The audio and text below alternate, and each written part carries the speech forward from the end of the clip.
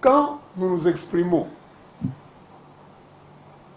en sollicitant nos spécialités, c'est bien. Mais il faut nous apprendre quelle est la source de vos affirmations. Ici, nous nous exprimons au nom du bon sens. Mais si vous êtes spécialiste, il faut dire la source de vos affirmations. Exprimer la haine, la colère, la vengeance, l'ambition, le dépit ou la frustration, ce ne sera jamais un argument. Un ancien président de la République, élu, peut-il être candidat à la présidence de la République? Ne répondez ni oui, ni non, tant que vous n'avez pas consulté et interrogé la loi. Et la première règle de l'interprétation de la loi, ce n'est pas d'être spécialiste, c'est de recourir au bon sens, au sens courant, au sens usuel des mots utilisés par les constituants ou les législateurs constitutionnels. Le seul article de la Constitution consacré au statut d'un ancien président de la République démocratique du Congo élu est l'article 104, alinéa 7. J'ouvre les guillemets. Les anciens présidents de la République élus sont de droit sénateurs à vie. Je ferme les guillemets.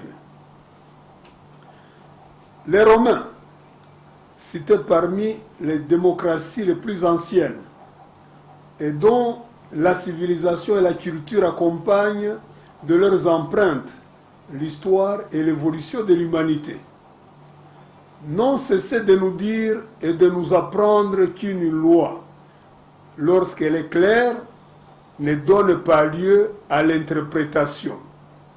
In claris non interpretandum est. Cette disposition constitutionnelle si limpide pour qui a envie de la comprendre ne comporte aucune interdiction. Les recommandations, les exhortations ne valent pas un texte, ne remplacent pas un texte existant.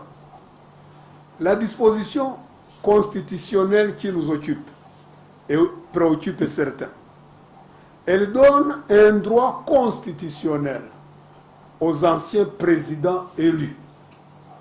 Cette disposition donne ce droit de sénateur à vie à tous les anciens présidents élus, présents et futurs.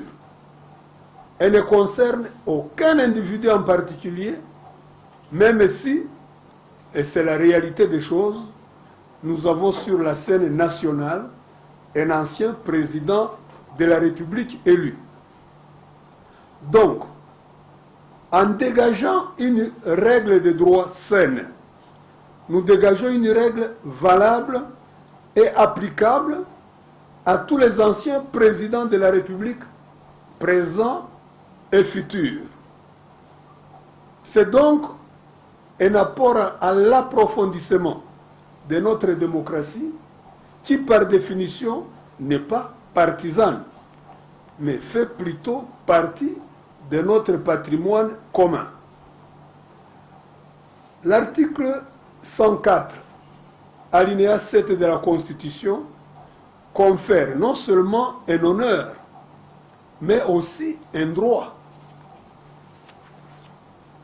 Il ne peut donc être question, dans l'esprit du constituant, de donner d'une main ce qu'il récupérerait de l'autre en faisant d'un ancien président de la République un citoyen déchu de ses droits civils et politiques.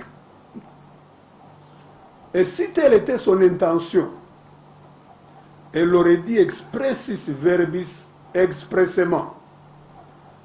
Telle n'était pas son intention, et voilà pourquoi il ne l'a pas dit.